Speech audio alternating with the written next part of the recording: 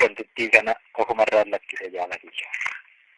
Waan daqiiqaa tokkotti ta'e akka hin taaneeti nu gatta'ee nu caalaa sirreessuuf yaalee sirreessuu hin dandeenye. Waan miilan iddoo tokkotti waa walitti jennee immoo qajeelfanna jennes gufuu hedduu isa mudatee olola hedduu qabaatee keessumaa namtittiin gammachuu jedhan kibba jirtu tokko immoo waan isheen olola waraana keessa gadhiifte baay'eeyyuu jeequmsa uumuu jira.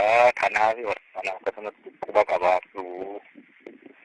Guyya lamaan kanayyuu gahee edda waan kan ofirraa dhiise gaafatama waan kanaa ofirraa fuusee ba'aatu narraa bu'eddoo hin dandeenyedha. Kanan tokkootti immoo akkanan tokkootti silaa waliin miseensuma qaama kanaa ta'ee deemaa ta'eyyuu namni tokko yakka dalaga yoo ta'e yakka irratti ka deeggaruu dhiisuu qofaa miti waliin immoo yakka dalaguunis isaanuma yakkuma waan ta'eef nama yakka dalagu qajeelchuu dadhabee immoo yakka isaa keessas waliin miseensa ta'ee hin taa'u.